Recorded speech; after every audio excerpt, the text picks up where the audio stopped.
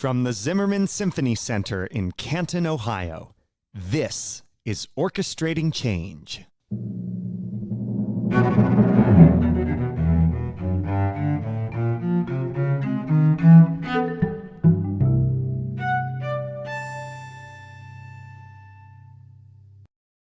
I'm Matthew Jenkins Yarashevitz, Associate Conductor of the Canton Symphony Orchestra. And I'm Rachel Hegemeyer, Manager of Education and Community Engagement. Welcome to our podcast, and thank you for joining us. This podcast will navigate the issues that exist in the field of classical music and the world at large. We invite you to listen with open ears as our guests share their experience as underrepresented professionals in the music industry. We are joined today by two-time Grammy Award-winning operatic bass-baritone Dashon Burton. Dashon's repertoire runs the gamut from the Baroque period to the present, and he has performed with many of the world's leading orchestras and opera companies. He is a member of the contemporary vocal ensemble Roomful of Teeth and has devoted his career to breaking down the arbitrary walls of what it means to be a classical singer and artist. Dashon Burton, it is an honor to have you with us today. Welcome to Orchestrating Change. Matthew, thank you so much. What an exciting intro. I feel like jumping up and running a marathon. My gosh, that's really, really fantastic. Thank you. I'm really happy to be here. Thank you so much for joining us. We have so much that we want to talk about. So I guess diving just right in, growing up, what was your relationship with music like? And tell us a little bit about how that led to your path to becoming a professional singer. So many of my friends, I think, already know that the earliest music, that I heard was in video games and on, in cartoons and things like that. And it always fascinated me.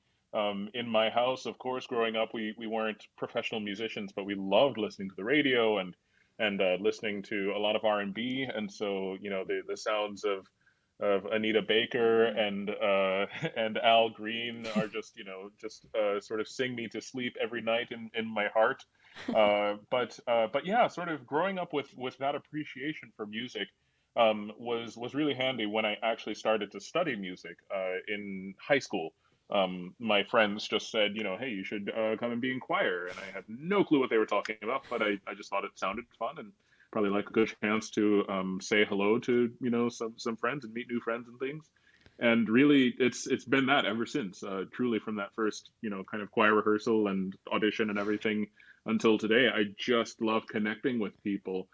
So that's, I think, the sort of biggest thread that has connected my entire career. I've always been grateful for people wherever I go.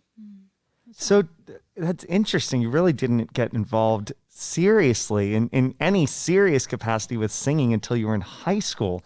So tell us, what was the process like at that point, learning to read music and all of this stuff that some of us, like, for instance, I learned how to read music when I was, 4, 5, 6. What is it like as a little bit older getting into the game?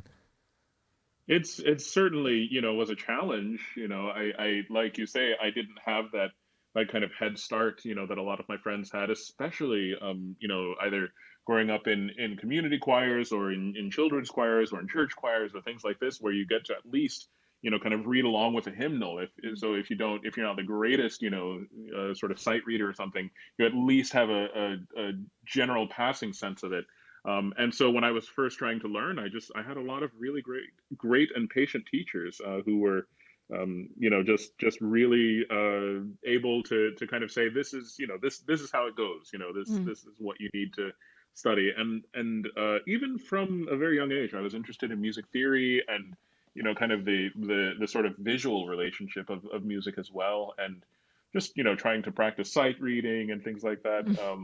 It was all just a lot of fun, and certainly choir is a great way to kind of lean on others and kind of learn a little bit by ear as you're looking along, and kind of being able to practice both things at the same time. So I think I was very lucky to have really great teachers who really encouraged me.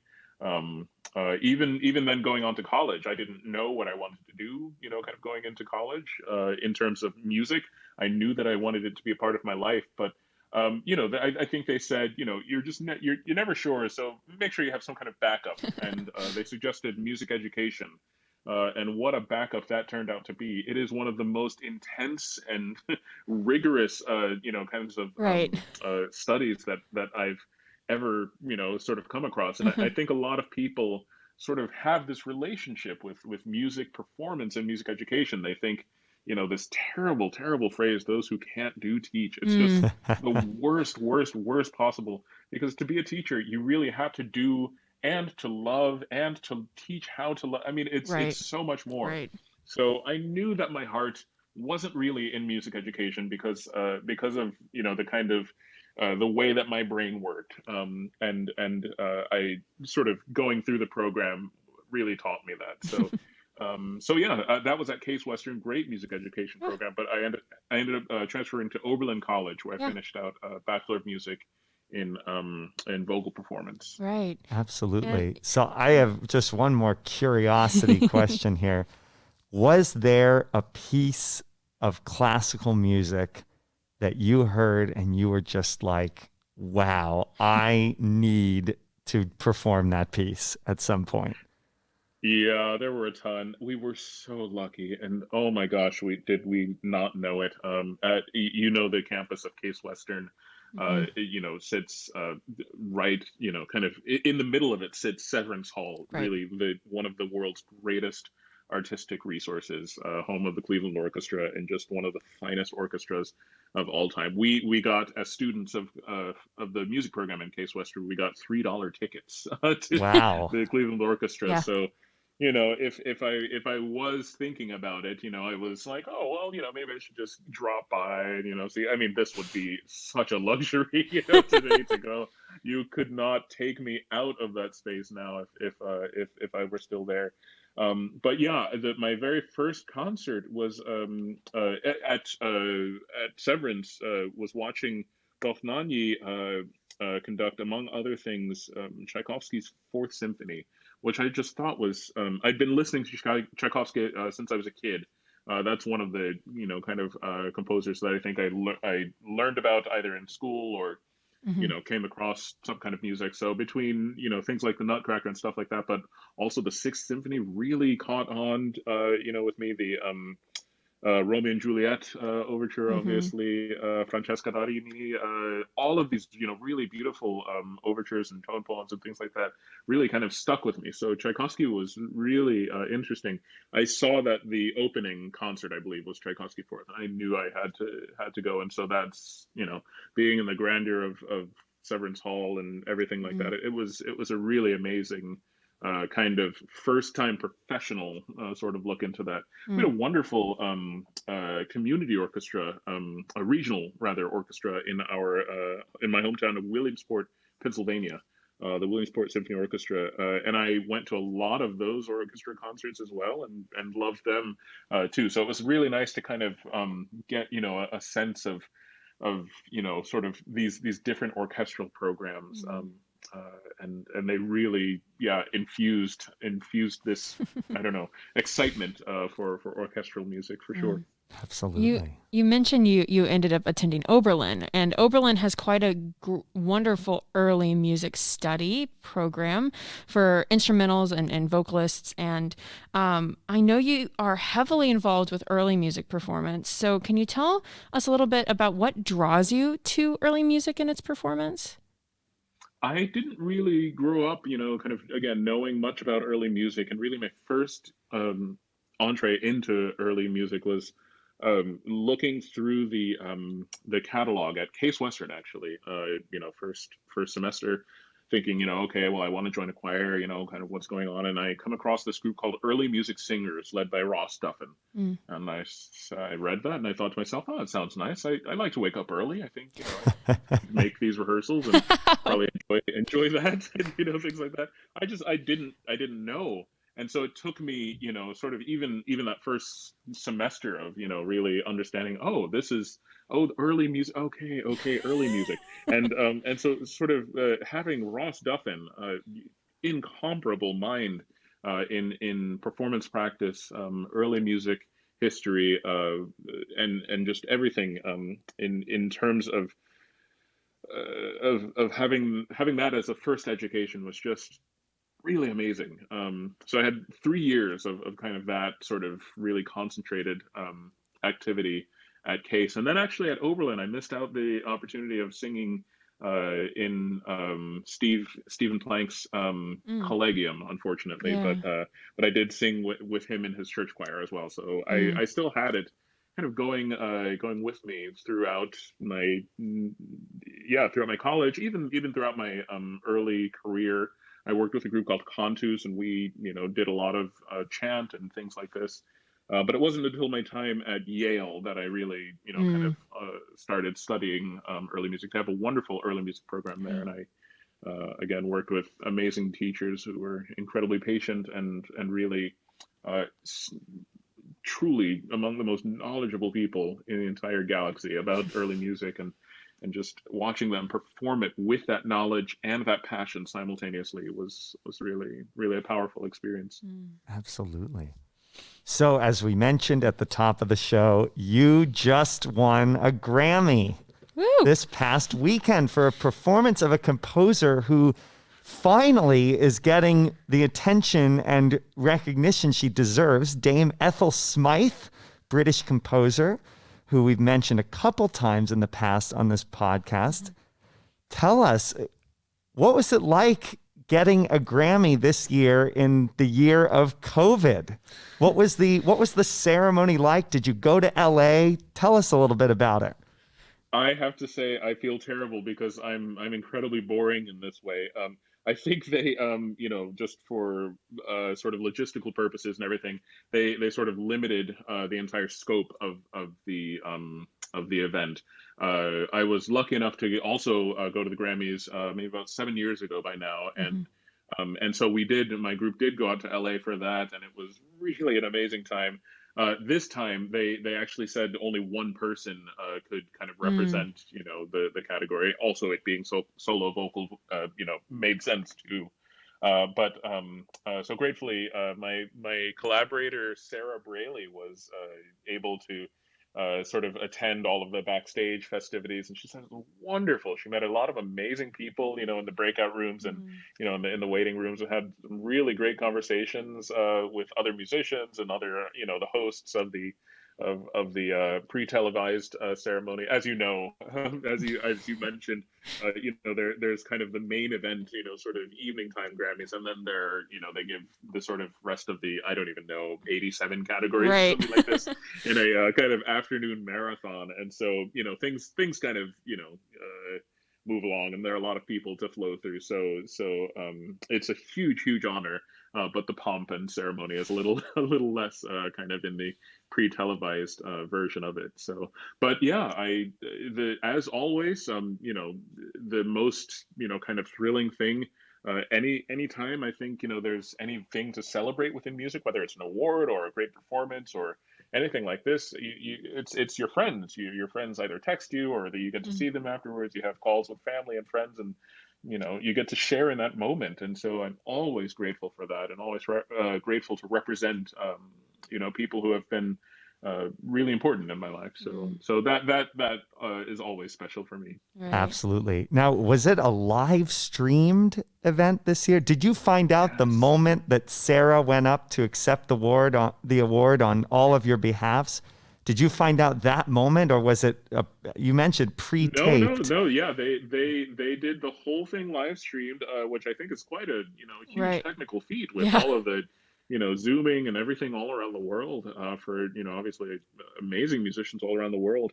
But I don't actually personally know how it worked out, but Sarah I think was just kind of waiting and ready to go, and was just perfect in her speech, Oh. in the excitement that she had, even though she was just talking to glass in this way, but she was just so excited for the whole team, for all of us, and certainly for Dame Ethel Smythe, and what this means for her music, and everything. It's a really, I think it was a really powerful moment for her, and I'm really grateful that we all got to celebrate afterwards for sure. Mm. Absolutely. And, sadly, there are so many people that watch the Grammys every year and just see the primetime ceremony, and that they're like, okay, that's all the awards that are given out. There's so many people that don't even realize there are, I think you said 87 awards that are given out. Something like that, yeah. Exactly, during the day. Amazing. But the Academy, the Recording Academy,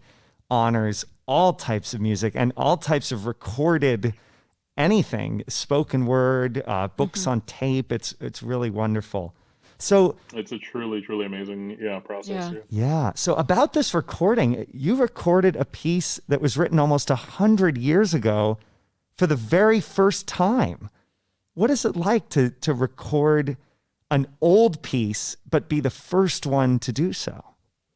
I think it's great. I've had the great fortune to work with people who are really devoted, to sort of seeing as close to the original intention of a composer that is possible for their music, whether that's through kind of the performance practice of Baroque, Renaissance, medieval music, and we obviously can't speak with these people, but through the study of a lot of musicology and even science and technology of the times and kind of the history of mathematics and all of this sort of stuff, you can really learn a lot about what it probably sounded like, what was probably happening, in terms of all sorts of stuff. And people are still doing that, even though we have people even in the last couple of decades who have made amazing music, but just for whatever reason didn't get the stage, the opportunity to sort of be kind of in the public spotlight as much. Obviously, we all know many of the reasons why Dame Ethel Smythe, in her time at the turn of the century, would not have been given the same amount of respect and visibility, I think, of as a lot of the other male composers that we still sort of lionize even today. But she was quite popular during her life, which I think is a testament to the strength of her music as well.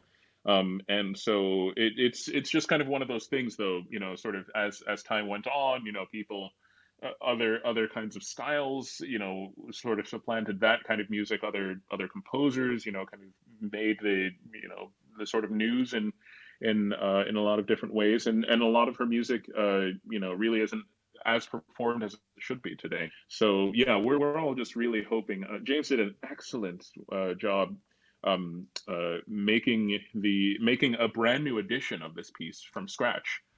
With her notes, and he did all of the research into the text and all sorts of things to really make this something that can be performed by anyone now. There's a real performance working edition of this now that has all of the scholarly notes that James and all of the other wonderful scholars put into this edition. So that's the most exciting part of it.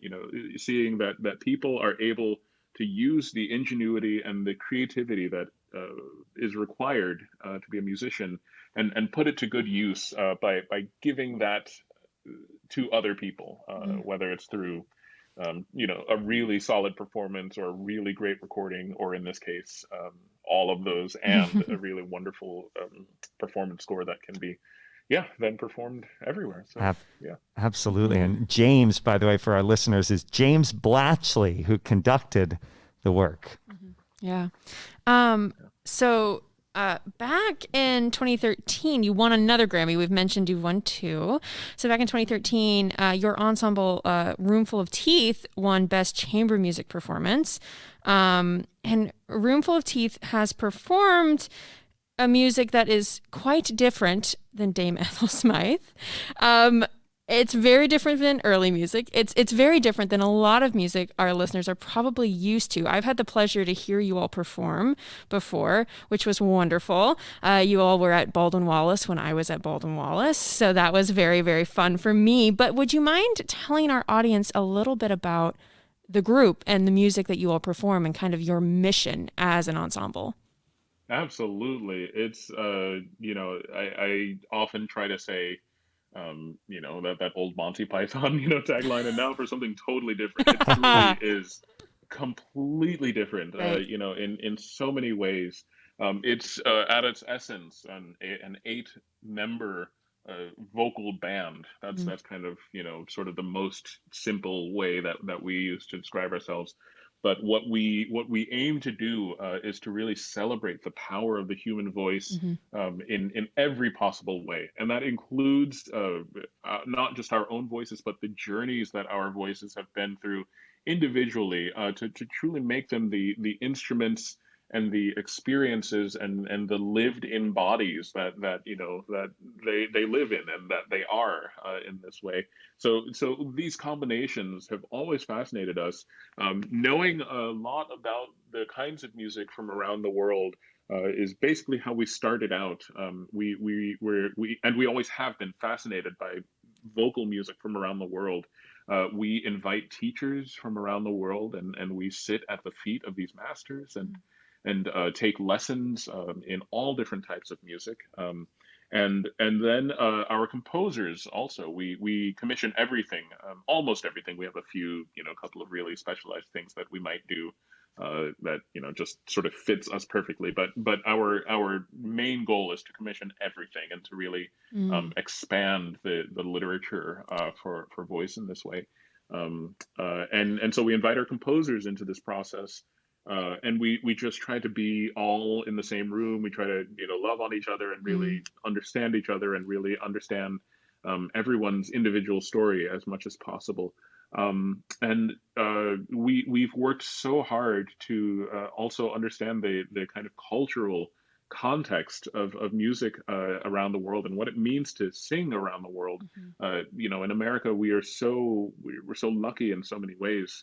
That singing can be, a part of our everyday culture. It means so many different things around the world, and we've really come to understand and respect and love and want to amplify as many voices from around the world as we can. It's always been our mission, but I think just knowing, sort of how the power that we've had.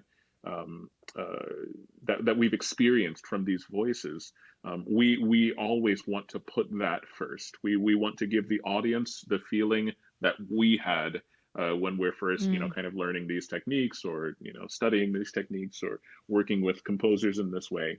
And that just kind of, all of that whole melange of wonderful salad bowl of beauty just becomes our offering to the audience. And it can be a really sonically and mentally and spiritually invigorating or exhausting or crazy making experience. But we just want our friends in the audience to just really walk away changed in some way from hopefully the expansion of their ears, their hearts, their minds. We were looking at your website, and I was reading. You called yourself a band, which I really thought was very interesting, because it's not a word that gets thrown around in classical vocal performance or just classical performances in general. So that was very refreshing. And then we also noticed a fun little tidbit on your website of all of you have a silly descriptor under your name on the website, which is very, very fun. You allegedly hate matching socks. There's no allegedly about it. 100% hate matching socks. I have the target on my back, and every pair of matching socks from around the world is after me. No, somehow I found this company. Oh gosh, I really should know this better. I believe they're Swedish. It's been a while since I have sort of worn socks in public, unfortunately, in this way. But it's called Happy Socks, and they truly are exactly what they are described as. They just make me happy. I think they make people happy. Lots of bright, bold colors, bold patterns. They're all amazing, and I think they're even better when they're mismatched. So. That's very fun. No matching socks. That's amazing. So one of your colleagues, Pulitzer Prize winner Caroline Shaw, apparently is the seeker of the perfect yolk. Tell us a little bit about that one. I think, tell us a little bit about that, and also just this culture that you all seem to have created and this mindset that you all have, because it's refreshing. It's just really fun to see. Yeah, it's it's such a funny thing, in music in general, certainly in classical music, we think, that so much of the music is kind of the show or the experience of the concert. But we certainly in Roomful of Teeth, I think individually we were so lucky to come together. I think we all had a bit of us in this, a bit of this in us, kind of before we all met. But this idea that the music isn't just on stage. The music doesn't just begin when the note is sung and end when the note is finished, but it's all encompassing, and so you really have the opportunity to express yourself truly on stage so powerfully that it invites the audience to really express themselves, and so you have this really beautiful mix of energy in this way.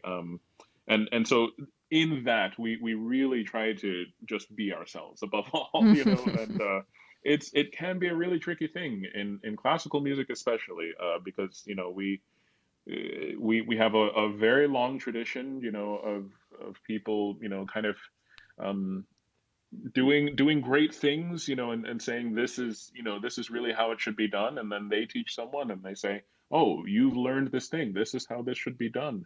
And I think with each, kind of generation, with each iteration, with each wall that's torn down, Mm. that says only these kinds of people are able to do these great things. We learn that classical music is so much bigger and so much broader and so much more inclusive than it ever was purported to be Yeah. hundreds of years ago.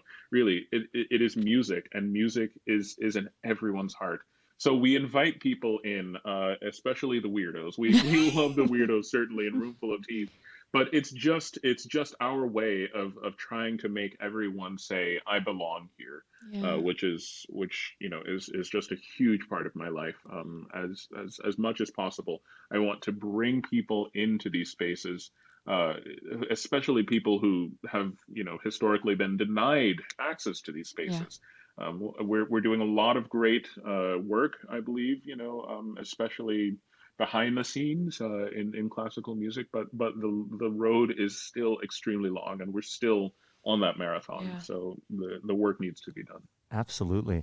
So, this is something we've talked a lot about on our podcast. We have examined ourselves as specifically the Canton Symphony Orchestra, but really the orchestra world in general, about how our audience is simply not diverse currently. And we have talked with many people on the podcast and then amongst ourselves about what we can do as the orchestra world and as the Canton Symphony Orchestra, what we can do to try to break these barriers down. Yeah. And we've come up with some ideas, but I would love to hear what are some efforts, particularly as far as reaching out to the African American community. What are some efforts that Roomful of Teeth has endeavored to undertake, and what's worked for you so far?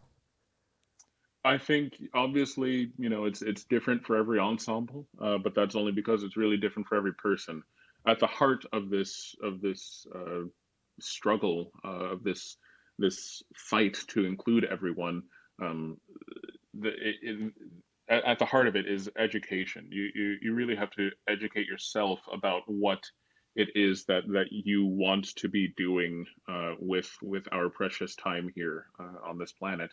And I think in Roomful of Teeth, we try to answer that question as often as possible, and with the knowledge that we work with a lot of people who have not traditionally been given voice in our kind of music, even though we're sort of trying to break down barriers and everything like that. They still are not welcome in so many different ways. We've definitely done a lot of learning in terms of uh, the the the impact that being an American choir, that being a mostly white choir has in communities around the world. When you try to have this cultural exchange, Mm. there are lots of lessons to be learned. Mm. We're learning them just as much as anyone else these days, and I think The effort really needs to be put. The amount of effort needs to be equal to the amount of effort that it takes to understand truly what an allargando is, or to understand Mm. truly, anything about Johann Strauss waltzes or anything like that. People go to school for years for these things. There has been a mountain of ink and paper written about these things, hours and hours of discussion. The head start for that kind of education is very long, Mhm. but we have the opportunity and truly the responsibility, as musicians, as artists, to really widen our scope, to understanding what it is that we need to be doing again with our time here. So for me, for our band, for many of the people that I'm grateful to work with, it's really requiring people to be in the room, not just saying you're welcome to be here, but just really saying we are not complete as an ensemble, we're not complete as an orchestra, we're not complete as a city's institution until we have the voices of every member of that city at the Mm. very least. Yeah. And so it's knowing that for all of the great work that any institution, any person has done, it just is not complete until you truly are able to represent the voice of as many people under your care as possible. Truly, the community is under our care, and Right. so we really need to, yeah, that's I think the direction that this continual marathon needs to go. I I really so there's a question that we've talked about a lot on this podcast, and an aspect of classical music, which is this idea of the gallery of orchestral music and the museum aspect of orchestral music. But and museum being we perform and constantly reinvent older works. It's available to listen to, and galleries discovering new things. But I feel like with an ensemble like Roomful of Teeth, it's not even just gallery and museum. It's also discovery, going out and learning about things that you don't know yet. And so, can you talk? You've performed a lot in early music, you're performing in very new music, you're discovering new things, you're educating, you're doing all of this. Can you talk a little bit about why it's so important to do all of these things? And you mentioned that a little bit in regards to bringing people in, but in terms of the music itself, the old, the new, the not yet discovered, why is it important that we're doing all of this work? I think it's important because we truly have, at the very least, we just have an amazing opportunity. This is a it's an opportunity to make our hearts whole again. It's an opportunity to really find things that are meaningful to us. It's even bigger than any kind of concept of finding things or discovering things. These voices, these pieces, these institutions have always been there. It's how can we share what we have, the amazing gifts that all of us have in our community. How can we overcome as much of this strife and kind of sort of exclusion that has it's only historical. There's really no other reason beside that's what we're used to doing. I'm not an administrator, so I know that there are a lot of Mm, really sort of technical kinds of things, and classical music, especially opera, is a very expensive yeah. venture. So I know that there are a lot of questions to be solved by this, but the less we are sort of taking up these opportunities as quickly as we would sort of take up sort of an oil field or something like this. I mean, these are riches. We have riches to share. We have riches to require to be in the same room. not to take from these rich institutions and cultures, but indeed for them to step on our stages and say, this is Canton, or this is America, or anything like this. Whatever we can do to really amplify the voices that have not been heard in our communities, but have been singing for decades and centuries. That's really what we need to be doing. And I will not feel complete until that work is done. We all need to be in this work as much as possible. I love that. Absolutely. Yeah. So we talked already a lot about breaking down barriers here. You, just by being who you are, a tall black man with dreadlocks, you are, just by being who you are, breaking down barriers. Yeah. Tell us a little bit about some of the efforts that you have undertaken, you personally. We talked a little bit about Roomful of Teeth, but you personally, to intentionally work to break these barriers down. I don't know, that I've done anything, specifically to break any barriers. I am myself. Being in these spaces is enough, um, to be able to survive in these spaces. It I try to be an example as much as I can to students around the world. Right. To say that these spaces are not exclusive. They are not meant to keep us out. We are required to be in these spaces to tell the true and full story of who we are. It's just as much as I have loved so much music, certainly of my training, everything like that. I think the perspective that I have in my life in this country, the pain that I feel every day, watching so much violence being perpetrated against people of color and people of different sexual orientations and women, knowing this pain and being able to infuse that into the music, it's in a way it's automatic for me. It's the only thing I can do. But I just think that the more that we reach out to our communities that have gotten us here today, the better the better served we all are together. You really you can't kind of have this place in your life without constant gratitude for the people who have gotten you here. For me, that doesn't just include my family, who obviously has been very supportive. That doesn't include all of the schools and the teachers and everything. That includes all of the amazing singers who have walked into these spaces before me, and all of the amazing singers who before them weren't allowed to walk into these spaces, and all of the wonderful, wonderful music which still today, in a way, isn't being allowed to be performed in these spaces.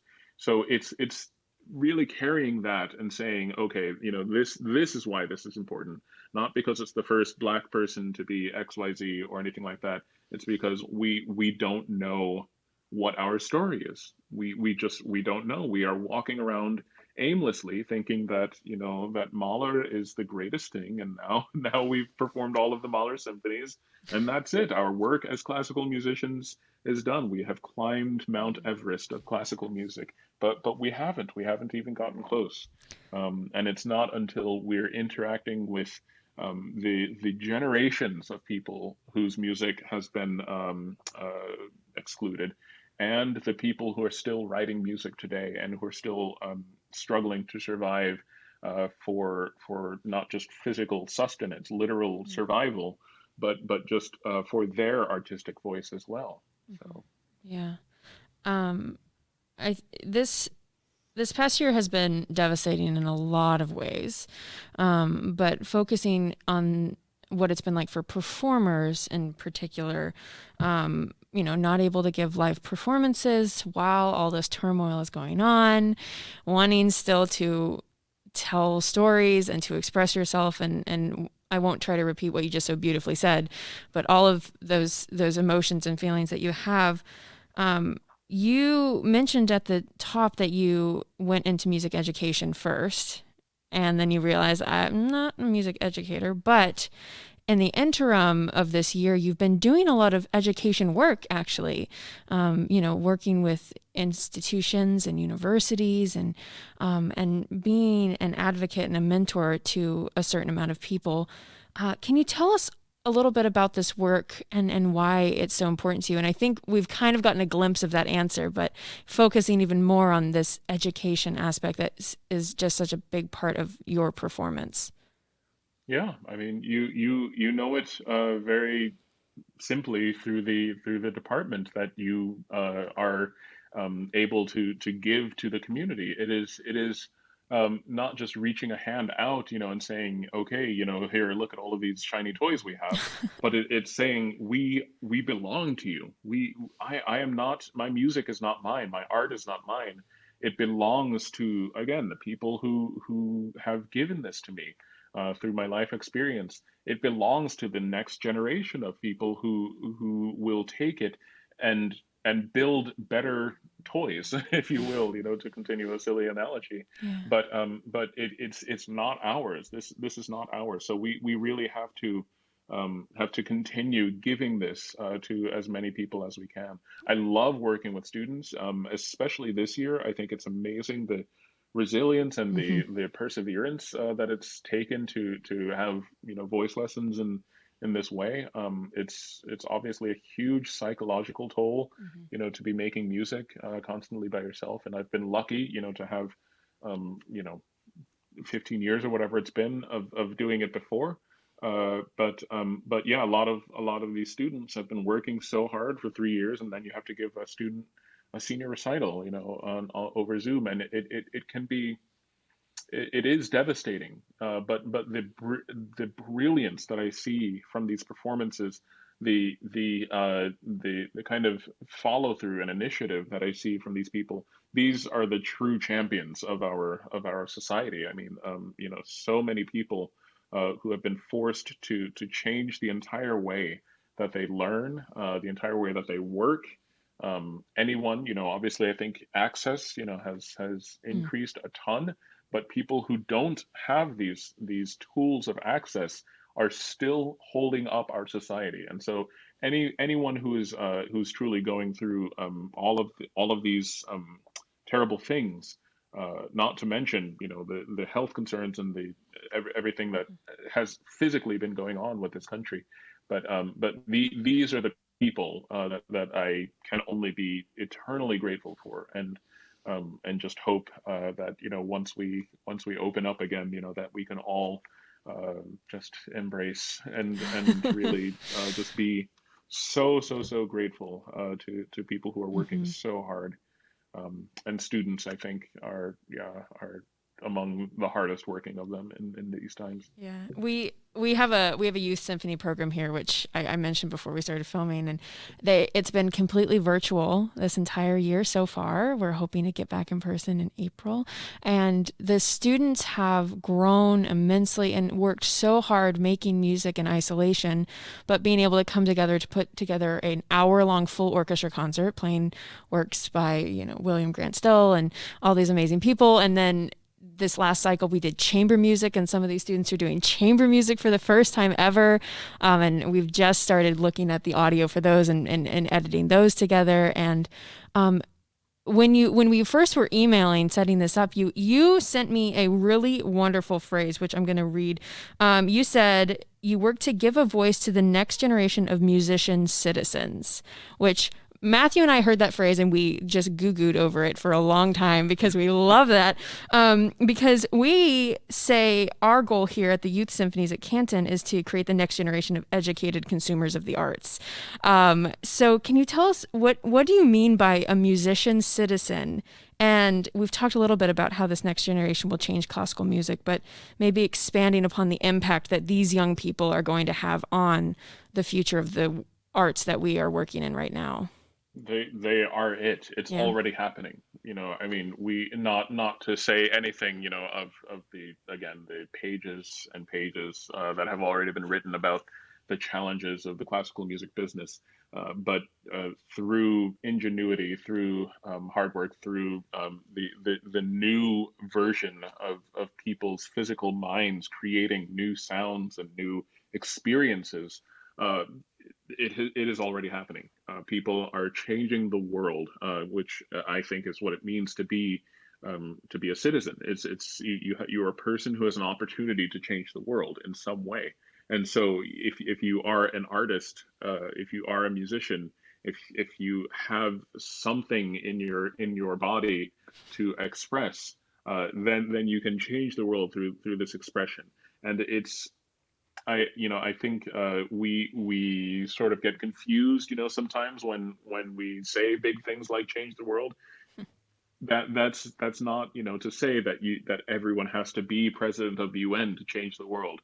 That's to say, this is the opportunity that I have. What can I do to make things better for someone? Yeah. That is changing the world. Yeah. And I really believe that musicians have a unique responsibility, really an obligation to continue to build upon the community that we already have, to continue to amplify the voices of everyone that we know and love, that the world doesn't know and love for many different reasons, and to continue to listen to each other in dialogue about people that we should know and love and be learning about.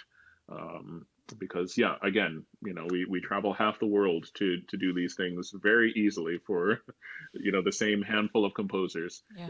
It's really that shift that I think is beginning to happen and needs to really be sort of turbocharged in these times to give our entire field the power that it really has to make musicians citizens in this Yeah. way.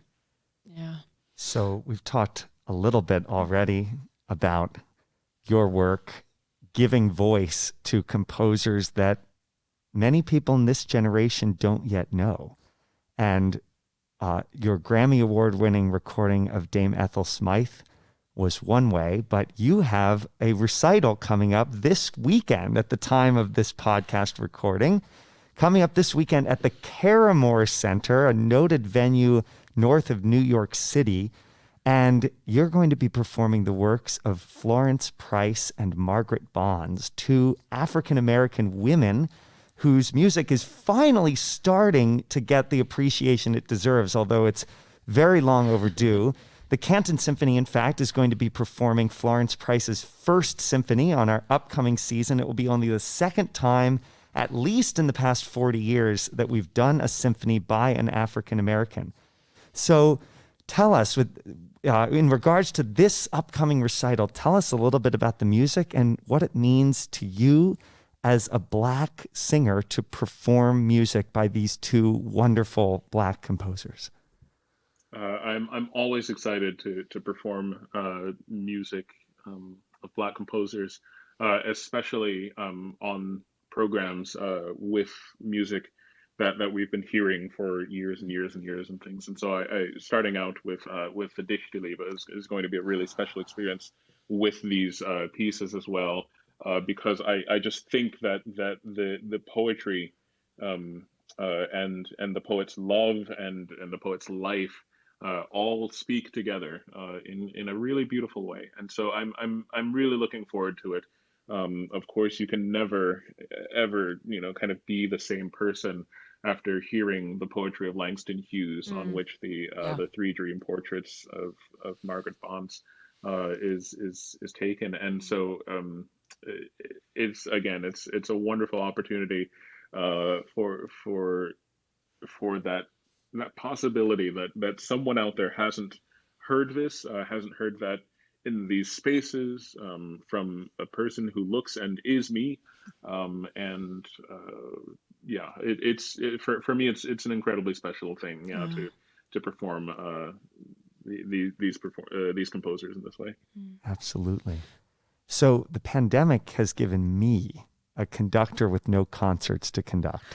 A very unique opportunity in my career journey to not just be rushing from one concert to the next and learning all the music I have to learn and then performing and then learning the next set of music. And it's given me an opportunity to explore music I may not have discovered quite so early in my life, in the very least, or potentially maybe never discovered. I myself have completely fallen in love with the music of Florence Price. I cannot wait to conduct something of hers.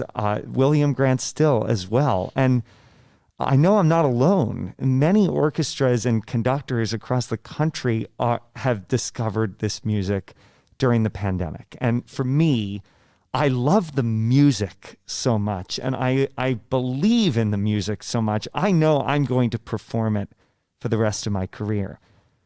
Do you think that the recent,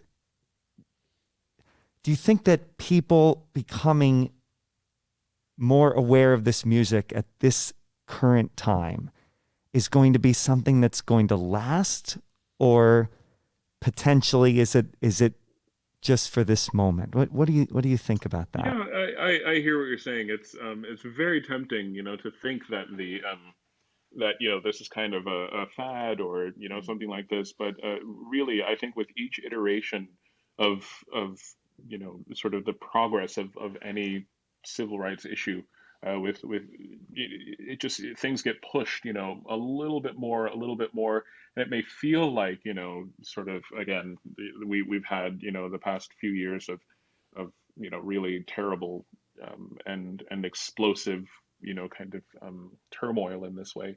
But these things have been happening, and for a lot of the students and new musicians, they are already kind of making music that has encompassed the entirety of their 20-year-old lives. And so this isn't something that it's very tempting to think, yeah, okay, we've all been inside watching a lot more of the news, and that's why we know these things have been happening for forever. And I think that that any kind of idea of national refocusing that we can do is great. Whatever it takes is my answer always. Because this will progress whether we want it to or not. And it becomes that old oh gosh, I think it's that old Pete Seeger song, "Which Side Are You On?" It becomes a question of which side are you on. If you want to help the voices who have been trampled throughout history, then you know what you have to do, and it's that simple of a choice. It's not always easy, but it is really truly that simple of a choice. And so I always commend people who are having these conversations and who are reaching out and things like this. I don't think the work is likely to stop anytime soon. But yeah, of course, there is just so much work to be done. So it is my hope, certainly, that people kind of, once things open up again, that people really continue the work that we've been doing from the comfort of our own homes or computers and things like that. I really hope that we take it into the community with our feet in this way. So absolutely. And assuming that all of us in the orchestra world, we do remain intentional in our efforts to make this music a fully integral part of our programming year in and year out. Will this lead to more diverse audiences being open to come to the Symphony Hall? It's a huge question. And it's a question that I think we know what we want the answer to be. I would love to see, this kind of panoply of faces and colors and experiences. But it's for the same reason, that I think, I'm not a fan of XYZ music because, I just didn't really listen to it or I didn't get into it. I really wish I could have hung with you earlier, Rachel, when you were talking about the music theater. I really wish I were more of a music theater buff I'm not so great at it. I just don't know a lot about it. Yeah. In my case, it's because, I have been able to hear it and, say, well, okay, that's, I need to practice that maybe a little bit later. It doesn't immediately grab me.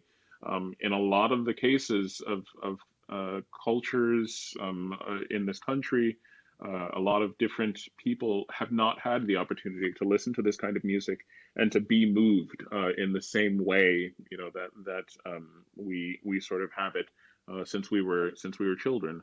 I think there are lots more collaborations that need to be happening Mm. these days in order to really find sort of new ways of getting um, getting together, because I think if we the same, quote unquote, the same kinds of people, that they've been seeing year in and year out. I don't mean racial or anything like that, but just literally the same, kind of makeup of what an orchestra is, just Mm. the instruments and if we just keep getting up on stage and saying, well, okay, here, how about this? And then the audience, may feel the same, or how about this? And, there's a lot of work that we have to do. And I think I think, the work of a lot of, these kinds of movie concerts and things like that is certainly a beginning.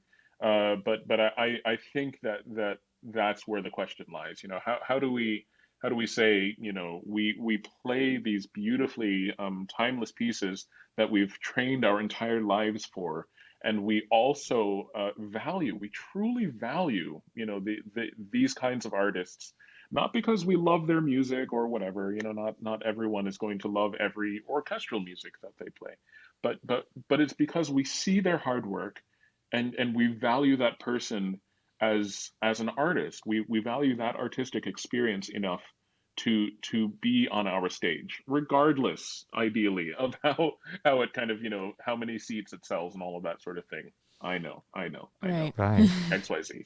But Yeah. but the ideal is not, kind of what's at the end of that journey, but what do we want to do about this today, to give voices to people who deserve our attention. Um, Lots of big questions. I don't think anyone has the answers. I think the people that are doing this best are learning to, in a way, learn how to appreciate, different kinds of artists. Hmm. If you kind of just sort of say, oh, I don't know what TikTok is, or I don't know, XYZ, I don't know. And if you just kind of keep doing this to the rest of the world, eventually, of course, you're going to have, Right. your beautifully tailored experience for people who know what that experience is. And, Yep. we have had a lot of work to do, 50 years ago to get to, where we wanted to be today.